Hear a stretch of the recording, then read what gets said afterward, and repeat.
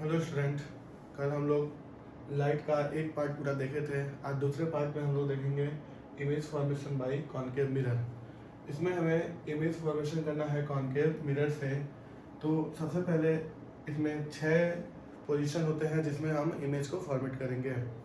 तो सबसे पहला इसका होता है इफ ऑब्जेक्ट को जब हम लोग इनफाइनाइट रख दें, एट इनफाइनाइट। ऑब्जेक्ट जब इनफाइनाइट पर दे मतलब उसका हमें पोजीशन नहीं पता हो, तब उसका इमेज कहाँ बनेगा और कैसा बनेगा ये हमें बनाना होगा। तो ये हो जाएगा हमारा कॉनकेव मिरर।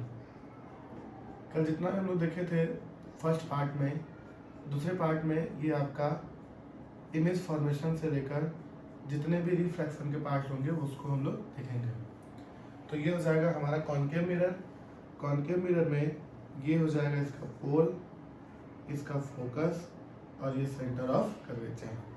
तो ऑब्जेक्ट को हमें रखना है कहाँ पर? इनफाइनाइट पर। इनफाइनाइट पॉइंट इस प्रिंसिपल एक्सिस से थोड़ा, जहाँ से आपका इनकम्प्लीट हो वहीं पर थोड़ा सा डिस्टेंस पर हम एक इनफाइनाइट पॉइंट कंसिडर कर लेंगे। तो यहाँ से एक रेज ऑफ लाइट निकलेगा कुछ इस तरीके से। ये कैसे जा रहा है? कल रूल्स के अकॉर्डिंग देखें हम लोग, तो ये प्रिंसिपल एक्सिस के पैरेलल है। तो प्रिंसिपल एक्सिस के पैरेलल होगा तो मिरर से रिफ्लेक्ट होने के बाद कहाँ से होकर जाएगा? फोकस से होकर जाएगा। गुड, फोकस से। दूसरा रेज ऑफ लाइट एक और होना चाहिए, क्योंकि इमेज फॉर्मेशन के लिए दो रिफ्लेक्टेड रे होना चाहिए। तो एक यहाँ पे इनफाइनाइट पॉइंट हो जाता है और रेज ऑफ लाइट को कुछ इस तरीके से इंसिडेंट करवाते हैं। तो ये भी गया प्रिंसिपल एक्सिस के पैरेलल, रिफ्लेक्ट होने के बाद कहाँ से होकर जाएगा? फोकस से, कुछ इस तरीके से। तो हम लोग नोटिस कर रहे हैं कि तो यहाँ पर ये नहीं है, क्योंकि ये इंसिडेंट रे और ये जो है रिफ्लेक्टेड रे और ये इंसिडेंट रे है। यहाँ पर हमारा इमेज नहीं बनेगा, बनेगा इमेज हमारा कहाँ पर? फोकस पर। तो इसमें 3 हमें पॉइंट लिखना होता है। सबसे पहले होता है इसका पोजीशन, दूसरा होता है इसका साइज एंड तीसरा होता है नेचर। तो पोजीशन की बात करेंगे तो पोजीशन कहाँ है? At focus. साइज की बात करेंगे तो पॉइंट लाइक है, पॉइंट लाइक। और नेचर की बात करेंगे तो ये होता है रियल एंड इन्वर्टेड। तो ये हो जाएगा हमारा पहला। जब ऑब्जेक्ट को हम लोग इनफाइनाइट पर रखेंगे तो उस केस में जो हमारा इमेज होगा वो बनेगा कहाँ पर? फोकस पे। उसका पोजीशन होगा एट फोकस, साइज होगा पॉइंट की तरह है, और नेचर रियल एंड इन्वर्टेड हम लोग कह सकते हैं, क्योंकि होता ही है। दूसरा हो जाएगा दूसरे केस में object at principal axis. Principal axis पर जब ऑब्जेक्ट को रखेंगे तब इसका इमेज कहाँ बनेगा? तो ये हो जाएगा हमारा कॉनकेव मिरर, कुछ इस तरीके से। कॉनकेव मिरर बनाते समय हमेशा ध्यान दीजिएगा कि जल्दबाजी नहीं करना है। और जब एग्जाम के समय अगर कॉनकेव मिरर बनाना होगा तो हिंदी कॉपी की तरह होता है इस तरीके से लाइन, तो लाइन के ऊपर लाइन ड्रॉ करने की कोशिश नहीं करिएगा। कोशिश करिएगा कि लाइन के बीच में लाइन को ड्रॉ करें, जिससे कि लाइन पूरी तरीके से प्रॉपरली दिखे। तो ये हो जाएगा हमारा कॉनकेव मिरर। फिर वही सेम पोल, ये हो जाएगा आपका फोकस, ये हो जाएगा सेंटर ऑफ कर्वेचर। तो इसमें हमें ऑब्जेक्ट को रखना है कहाँ पर? प्रिंसिपल एक्सिस पे। तो प्रिंसिपल एक्सिस कहीं यहीं पर होगा कुछ इस तरीके से, ए एंड बी। ऑब्जेक्ट का नाम दे देते हैं ए एंड बी। ये एरो दिखाए हमें रिप्रेजेंट करेगा कि ये पॉजिटिव मतलब इन्वर्टेड है कि रियल है। तो जब यहाँ से एक रेज ऑफ लाइट को हम इंसिडेंट करवाएंगे तो ये कुछ कैसे जा रहा है? प्रिंसिपल एक्सिस के पैरेलल। रिफ्लेक्ट होने के बाद ये होकर जाता है कहाँ से? फोकस से, इस तरीके से। एक और रे होना चाहिए, तो दूसरे रे को हम इंसिडेंट कराते हैं सेंटर ऑफ कर्वेचर से। जब ये सेंटर ऑफ कर्वेचर जाएगा तो ये क्या जाता है? बाउंस बैक कर जाता है। तो यहाँ पर ये दोनों एक दूसरे को कट कर रहे हैं। ये हो जाएगा आपका ए डैश, ये हो जाएगा आपका बी डैश। तो वही सेम कॉन्सेप्ट। पोजीशन की बात करेंगे तो पोजीशन आपका कहाँ हो जाएगा? At between C and F. यानी कि position, P for position, centre of curvature और पोल के बीच में, sorry centre of curvature focus के बीच में बनेगा। और साइज की बात करेंगे, size S for size. Size की बात करेंगे तो इसको हम डिमिनिश्ड बोल सकते हैं, डिमिनिश्ड। ठीक है, डिमिनिश्ड मतलब पॉइंट से थोड़ा सा बड़ा डिमिनिश्ड हो जाएगा। और नेचर की बात करेंगे इसके, तो नेचर इसका क्या हो जाएगा भाई, उल्टा है और हमें रियल दिख रहा है, तो यानी क्या हो जाएगा, रियल एंड इन्वर्टेड। इस तरीके से हो जाएगा रियल एंड इन्वर्टेड। ये हो जाएगा दूसरा केस। तीसरे केस में थर्ड केस में ऑब्जेक्ट होगा ऑब्जेक्ट एट सी, यानी कि सेंटर ऑफ कर्वेचर पे। सेंटर ऑफ कर्वेचर पे जब हम ऑब्जेक्ट रखेंगे तब उसका कैसा इमेज बनेगा देखते हैं। तो ये हो जाएगा हमारा कॉनकेव मिरर, ये हो जाएगा इसका प्रिंसिपल एक्सिस, ये इसका पोल, ये इसका फोकस और ये इसका सेंटर ऑफ कर्वेचर। ये जो है इसमें ऑब्जेक्ट को हमें रखना है सेंटर ऑफ कर्वेचर पे, यानी कि कुछ ऐसे इस तरीके से रख देंगे ऑब्जेक्ट को। ये हो जाएगा हमारा ए एंड बी, ऑब्जेक्ट का नाम हो जाएगा ए एंड बी। यहाँ से एक रेज ऑफ लाइट निकलेगा जो कि जाएगा प्रिंसिपल एक्सिस के पैरेलल जाएगा, तो रिफ्लेक्ट होने के बाद ये कहाँ से होकर जाता है, आपका फोकस से होकर जाता है इस तरीके से। क्योंकि ये सेंटर ऑफ कर्वेचर रखे हैं तो सेंटर ऑफ कर्वेचर से जा नहीं सकता है, तो दूसरे रे को हम पास करवाते हैं कहाँ से, फोकस से। फोकस से पास करवाएंगे तो ये जो होगा हमारा, ये प्रिंसिपल एक्सिस के पैरेलल हो जाएगा, प्रिंसिपल एक्सिस के पैरेलल कुछ इस तरीके से, ठीक है। प्रिंसिपल एक्सिस के पैरेलल हो गया, ये गया है फोकस से, आफ्टर रिफ्लेक्शन प्रिंसिपल एक्सिस के पैरेलल हो गया। तो हम देखते हैं कि जो हमारा इमेज है ठीक सेंटर ऑफ कर्वेचर के नीचे बनता है। थोड़ा सा वो टेढ़ा हो गया होगा, ध्यान मत दीजिएगा उस पर। तो हमारा जैसे ऑब्जेक्ट रखेंगे वैसे ही इमेज हमारा बन जाता है इधर। बस क्या चेंज होगा, पोजीशन की बात करेंगे, पोजीशन तो चेंज होने वाला नहीं है। पोजीशन क्या हो जाएगा, एट सी, यानी सेंटर ऑफ कर्वेचर, या तो एट सेम पॉइंट भी बोल सकते हैं। साइज की बात करेंगे तो साइज क्या है, सेम साइज ऑफ ऑब्जेक्ट, ठीक ना, यहाँ आप लिख देंगे सेम साइज, ठीक है। बस एक चीज इसका करेगा, चेंज करेगा, वो हो क्या होगा, रियल तो होगा लेकिन क्या हो जाएगा, इन्वर्टेड हो जाएगा, ठीक है। तो ये 3 केस है, इस 3 केस और है। इसमें सबसे पहले है ऑब्जेक्ट को इनफाइनाइट पर रखे हैं, तो इनफाइनाइट पर रखने पर इसका जो बना हुआ है ऑब्जेक्ट, इमेज कहाँ बना हुआ है ऑब्जेक्ट का, फोकस पे। साइज कहाँ है, साइज क्या है, पॉइंट लाइक है। नेचर क्या है, रियल एंड इन्वर्टेड है। दूसरे केस में जब हम ऑब्जेक्ट को प्रिंसिपल एक्सिस पर रखें तो उस केस में जो इमेज बना वो हमारा बना at between the C and F, और इसका जो साइज होगा वो डिमिनिश्ड, मतलब पॉइंट से थोड़ा ज़्यादा। नेचर क्या हो जाएगा, रियल एंड इन्वर्टेड। तीसरे केस में ऑब्जेक्ट को जब हम सी पे रखते हैं, मतलब सेंटर ऑफ कर्वेचर पर रखते हैं, तो इस केस में जो पोजीशन ऑफ इमेज होगा वो जैसे हम सी पर रखें वैसे ही सी पर बन जाता है।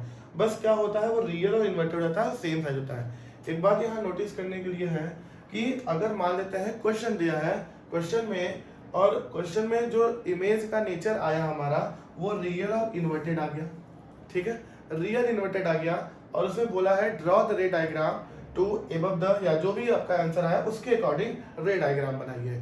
तो उसके अकॉर्डिंग रे डायग्राम बनाने के लिए आएगा, और हमारा जो नेचर होगा वो रियल इन्वर्टेड हो।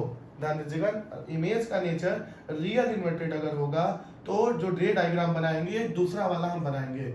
ये हमारा न्यूमेरिकल्स के लिए बहुत जरूरी होता है। न्यूमेरिकल, जब न्यूमेरिकल सॉल्व करेंगे तो वहां पर जब रे डायग्राम पूछेगा उस केस में उसका आंसर इमेज का नेचर रियल इन्वर्टेड आ रहेगा, तो इसको बनाएंगे। क्योंकि ये जो मिरर फॉर्मूला होता है 1/f = 1/u + 1/v, ये हमारा इसी से ये डेरिवेट होता है।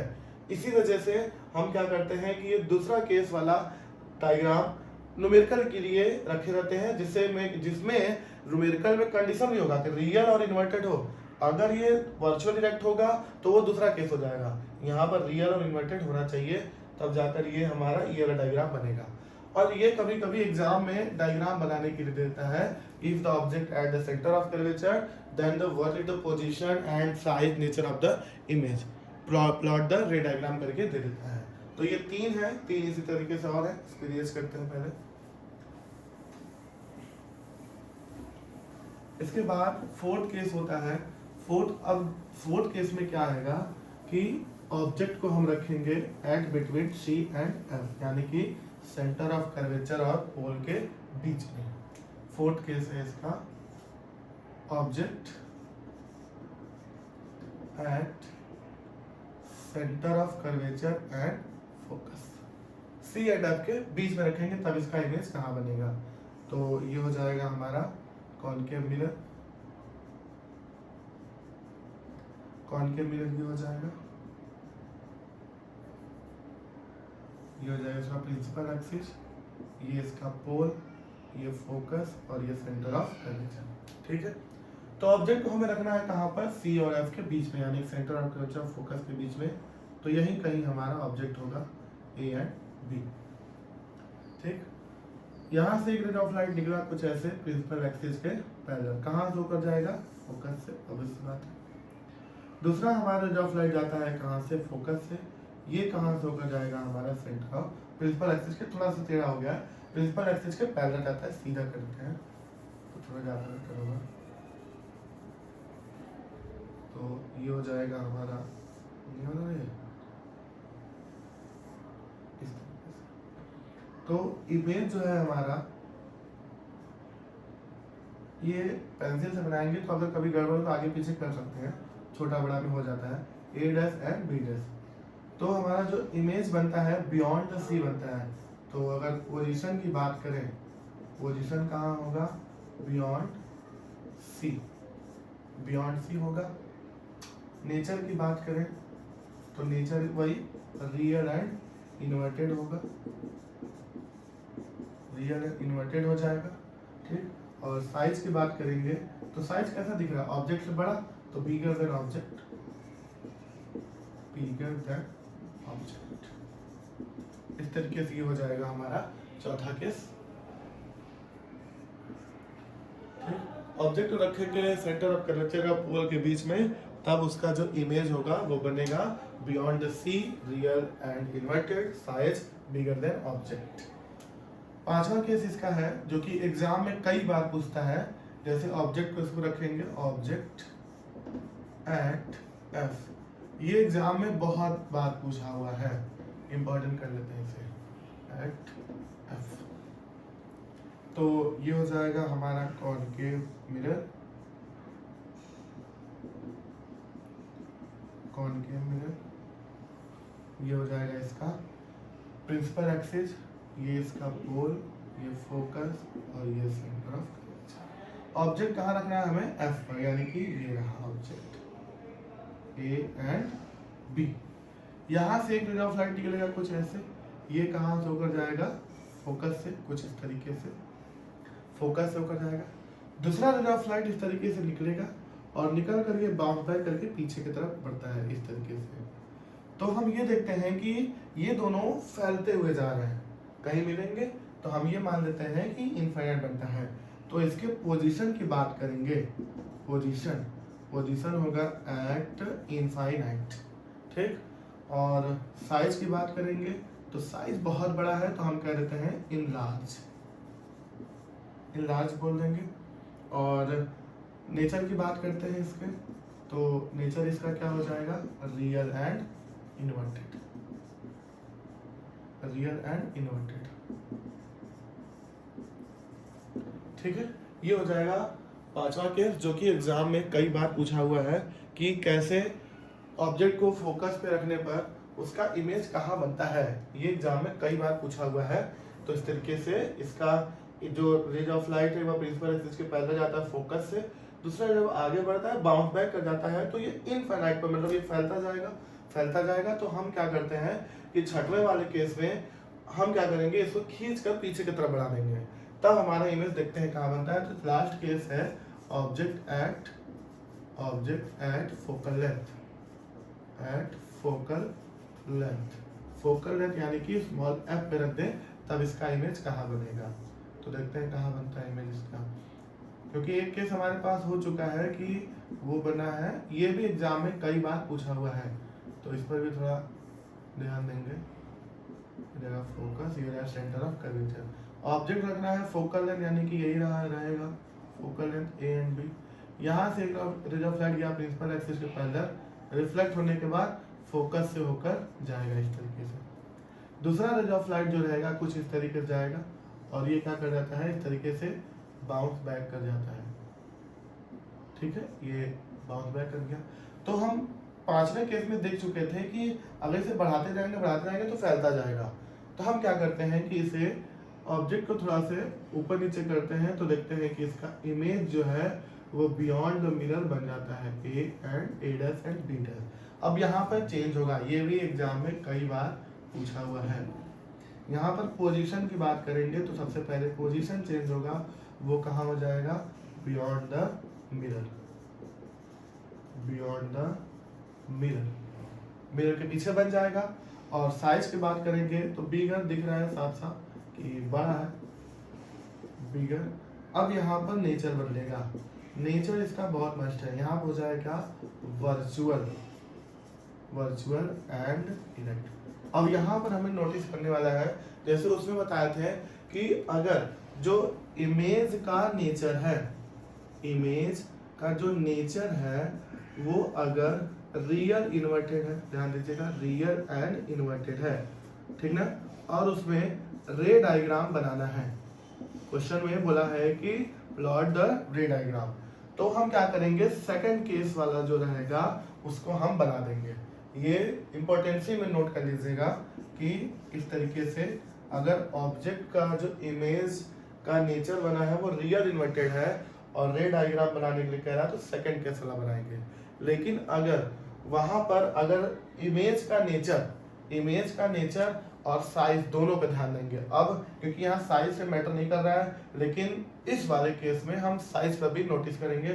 साइज में क्या हो जाएगा कि अगर साइज ऑब्जेक्ट से बड़ा हो, देखिए ये है ना, ऑब्जेक्ट से बड़ा हो, सबसे पहले साइज पर हम नोटिस करेंगे। अगर साइज ऑब्जेक्ट से बड़ा होगा और नेचर उसका वर्चुअल इरेक्ट होगा, तब तो ये 100% है कि कॉनकेव मिरर का होगा। और यहाँ पर एक चीज, तब उस केस में हम क्या करेंगे कि रे डायग्राम बनाने के लिए छठवां केस वाला यूज करेंगे, ठीक ना। अगर जो इमेज का नेचर, जैसे यहाँ लिखे है, इमेज का नेचर रियल इन्वर्टेड हो जाए, और इस केस में, ठीक ना, इस केस में जो इमेज का नेचर है, आपका नेचर है वो वर्चुअल इरेक्ट हो जाए, वर्चुअल एंड इरेक्ट हो जाए, और साइज जो है वो बड़ा हो जाए, यानी बिगर हो जाए, ठीक ना। तो इस केस में वो कॉनकेव मिरर होगा, ये तो पहले याद रखिएगा, कॉनकेव मिरर होगा, क्योंकि यहाँ कंफ्यूजन होता है कि कैसे ये कॉनकेव मिरर होगा, कैसे क्या होगा, कॉनकेव मिरर होगा। और रे डायग्राम कैसे बनाएंगे, 6 केस वाला, ठीक ना, छठवें केस वाला रे डायग्राम हम बनाएंगे। अगर मान लेते हैं कि साइज स्मॉलर हो जाए और वर्चुअल इरेक्ट हो, तब वो हमारा कॉन्वेक्स में चला जाएगा, ठीक ना। तो यहाँ पर ये चीजें जरूर नोटिस करिएगा कि इमेज का नेचर वर्चुअल इरेक्ट हो और साइज भी क्या हो, बड़ा हो, तब ये कॉनकेव का होगा। लेकिन वर्चुअल इरेक्ट होने के बावजूद साइज छोटा हो जाए, तब क्या हो जाएगा, कॉन्वेक्स हो जाएगा। अभी कॉन्वेक्स वाला बनाएंगे तो उसमें ये चीज क्लियर कर देंगे, साइन कन्वेंशन भी इस पर ध्यान देना होता है हमें। तो ये हमारा 3 केस हो जाएगा और कॉनकेव मिरर का। अब नेक्स्ट हो जाएगा इसका कॉन्वेक्स मिरर के लिए। कॉन्वेक्स मिरर में ऑब्जेक्ट बस 2 ही केस बनता है कॉन्वेक्स में, तो उसको एक एक करके देख लेते हैं। वो बहुत इजी है, ये पांचवा, तीसरा एंड छठवां और दूसरा, ये डायग्राम आप एकदम अच्छे से तैयार रखिएगा एग्जाम के लिए। यहीं से आपका सब चीजें, न्यूमेरिकल्स वगैरह सब चीजें यहीं से बनना है। तो नेक्स्ट टॉपिक हमारा होगा image formation, image formation by convex mirror. Convex mirror में इमेज फॉर्मेशन करना है तो उसमें पहला केस होता है क्या, ऑब्जेक्ट को इनफाइनाइट कर देते हैं, ऑब्जेक्ट एट इनफाइनाइट, ठीक है, ऑब्जेक्ट को इनफाइनाइट कर देते हैं। तो ये हो जाएगा हमारा क्या, कॉन्वेक्स मिरर। कॉन्वेक्स मिरर अभी नहीं है, अब हो जाएगा कॉन्वेक्स मिरर, इस तरीके से हो जाएगा कॉन्वेक्स मिरर। और ये हो जाएगा इसका प्रिंसिपल एक्सिस, ये पोल, फोकस और सेंटर ऑफ कर्वेचर किधर होगा, जिधर सर्कल कंप्लीट करेगा उधर फोकस और centre of curvature, focal length, radius of curvature सब कुछ हो जाएगा। तो ये हो जाएगा आपका फोकस और ये हो जाएगा सेंटर ऑफ कर्वेचर। तो ऑब्जेक्ट को हमें कहाँ रखना है, इनफिनिट। ऑब्जेक्ट को हम उधर रखेंगे जिधर रिफ्लेक्टिंग सरफेस होगा, तो रिफ्लेक्टिंग सरफेस यही है, ठीक ना। तो ऑब्जेक्ट ये है हमारा, और यहाँ से रे ऑफ लाइट कुछ ऐसे गया प्रिंसिपल एक्सिस के पैरेलल, तो कुछ ये ऐसे हो जाएगा। एक और होना चाहिए, तो ये कुछ ऐसे हो जाएगा ये भी, क्योंकि ये रिफ्लेक्ट करता है बाउंसिंग बैक, क्योंकि मिरर है तो उस पर जाने नहीं देगा। तो फिर जब हम डॉटेड लाइन में थोड़ा आगे की तरफ बढ़ाते हैं तो ऐसा लगता है कि जो इमेज है वो हमारा, मतलब जो रिफ्लेक्टिंग रे है, दोनों एक दूसरे को फोकस पे कट कर रहे हैं। तो पोजीशन की बात करें, ठीक है, पोजीशन की बात करें तो पोजीशन होगा at F, position at F. Size की बात करेंगे तो साइज क्या हो जाएगा, पॉइंट लाइट, पॉइंट की तरह दिख रहा है, पॉइंट लाइट। और एक बात और, कॉन्वेक्स मिरर का नेचर है कि वो जो नेचर बनाएगा, ठीक ना, मतलब इमेज का जो नेचर बनेगा वो वर्चुअल इरेक्ट ही होगा, 100% virtual and erect. Real inverted बात है, कॉनकेव में हो सकता है कि रियल इन्वर्टेड की जगह वर्चुअल जो छठवां केस दिखे तो उसमें हो सकता है, लेकिन इसमें नहीं होगा, ये 100% होगा।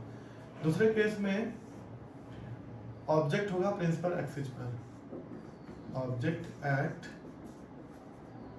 Principal axis. ऑब्जेक्ट को प्रिंसिपल एक्सिस पर रखेंगे तब इसका इमेज कहाँ बनेगा, देख लेते हैं। तो ये हो जाएगा क्या, कॉन्वेक्स मिरर। यही कंफ्यूजन होता है सब कुछ दूसरे वाले केस में। ये हो जाएगा इसका गोल, ये फोकस एंड ये centre of curvature.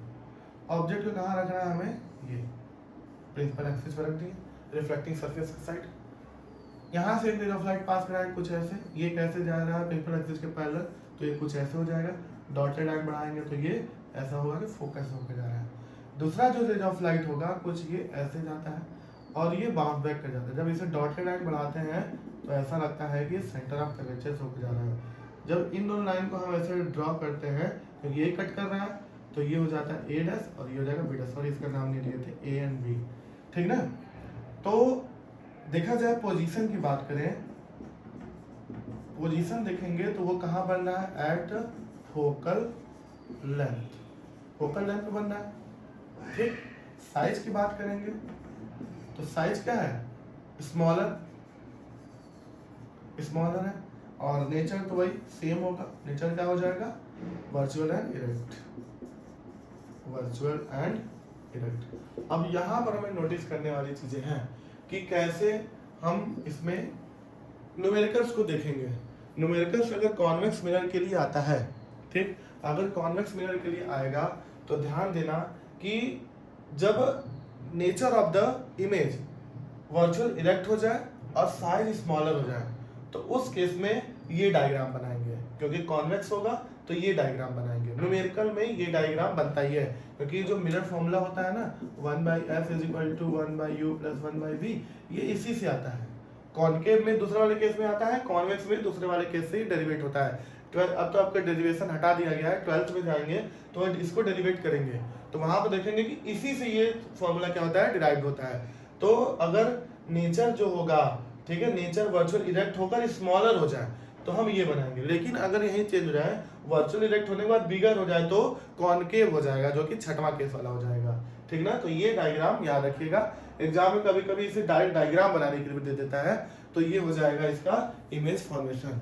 Next topic इसका रहेगा साइन कन्वेंशन, जो कि मोस्ट इंपॉर्टेंट है इस न्यूमेरिकल के लिए। अभी जितना हम लोग पढ़े हैं ये सब चीजें ठीक है, लेकिन अब जो साइन कन्वेंशन पढ़ेंगे वहां से जो चीजें आने वाला है वो हमारा कम से कम 8 से 9 नंबर कवर करेगा एग्जाम में, ठीक है।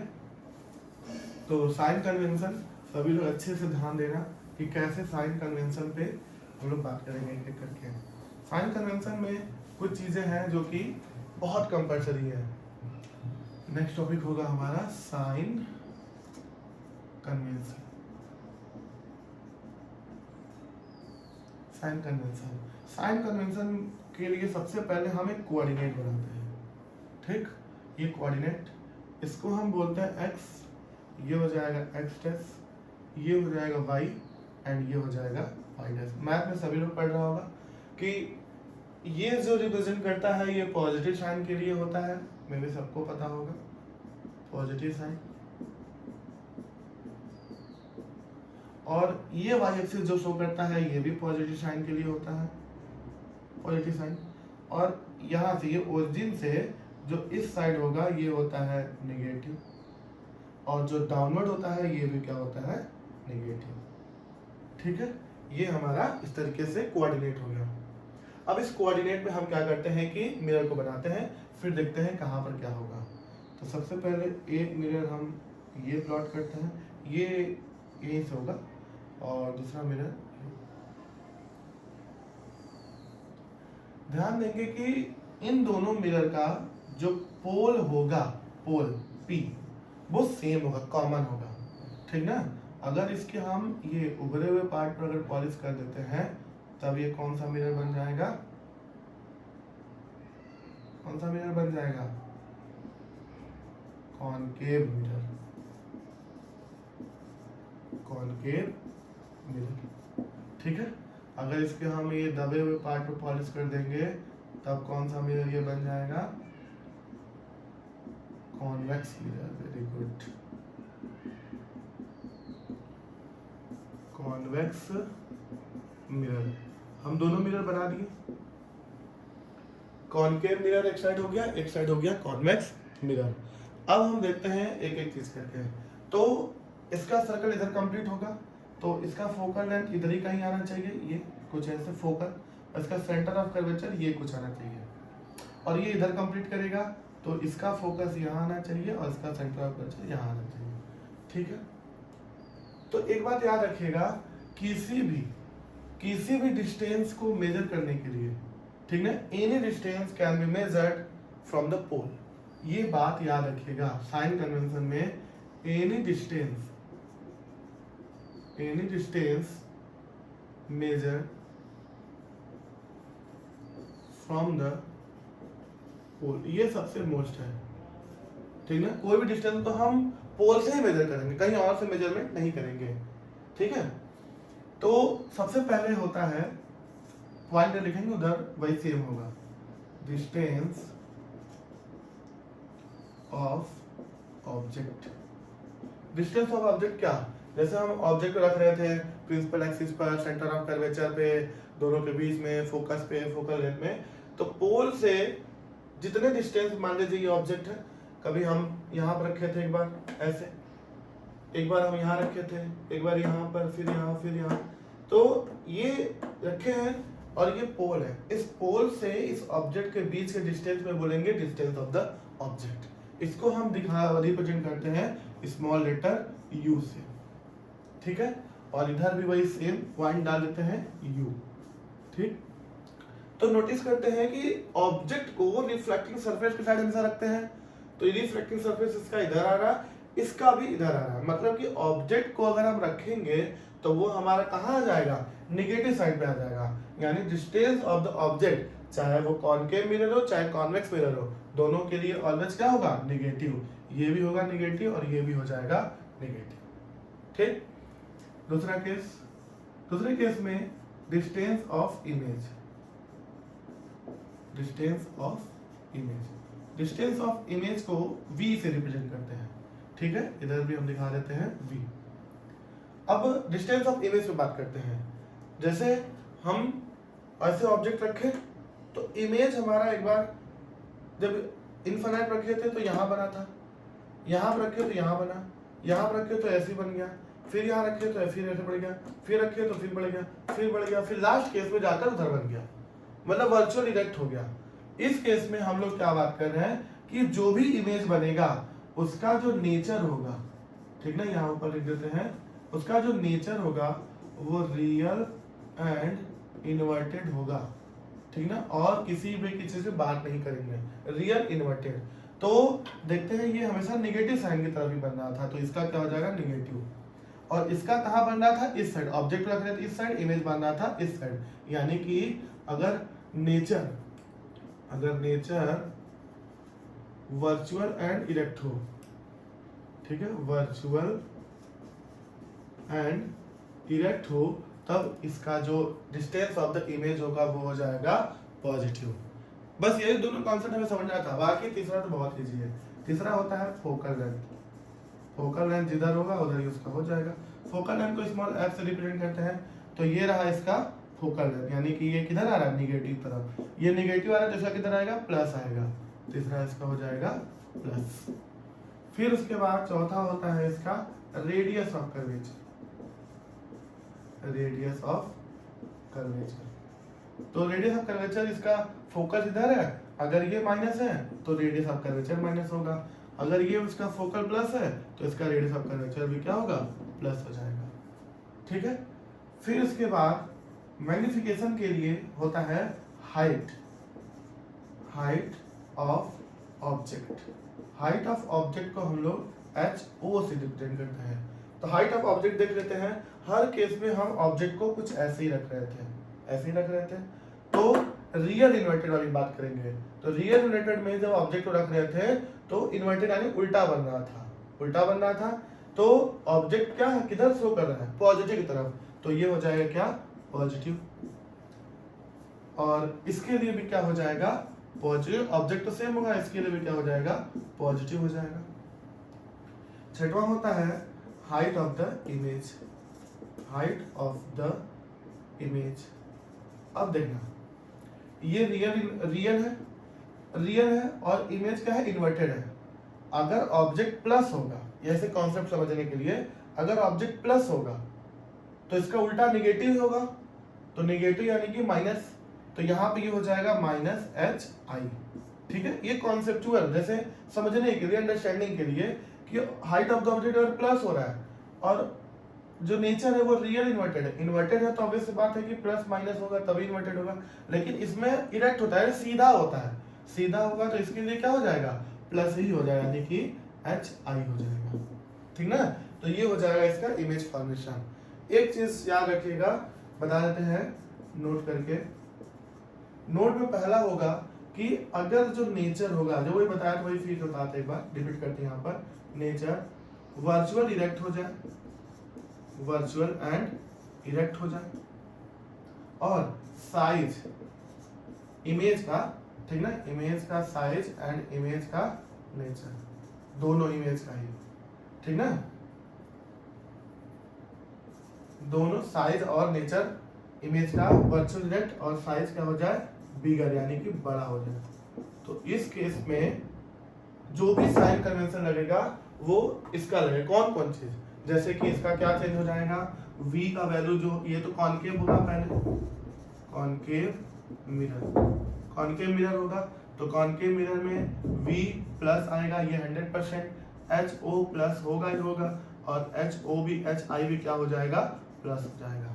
ठीक ना, तो ये चीजें ध्यान देने लायक है कि कैसे हम कॉनकेव मिरर में वर्चुअल इरेक्ट होने के बावजूद साइन कन्वेंशन को लेंगे। तो उसमें क्या आएगा, v का वैल्यू प्लस आएगा, HO प्लस होता ही है, HI भी प्लस आ जाएगा। ठीक ना, तो ये हो जाएगा हमारा क्या इस तरीके से, और ये तो हमारा है ही। ठीक है, ये हो जाएगा इसका साइन कन्वेंशन, बहुत इंपॉर्टेंट है, इसी से सारा न्यूमेरिकल हमारा क्या होगा सॉल्व होगा। इसके बाद वही मैग्निफिकेशन है, फिर मिरर फॉर्मूला है, बस ये टॉपिक एंड हो जाएगा। एक्सपीरियंस करते हैं, एक छोटा सा है जैसे कि relation between the radius of curvature and mirror. कभी कभी इससे क्वेश्चन पूछ देता है कि एक आध दो न्यूमेरिकल 1-2 नंबर में MCQ टाइप क्वेश्चन, वहां से कभी कभी पूछ देगा, तो उसके लिए बहुत कंफ्यूजन नहीं होना है। क्या हो जाएगा, relation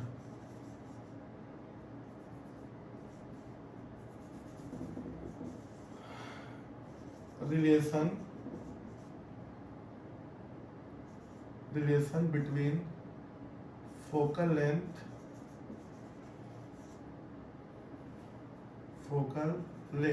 and radius of curvature.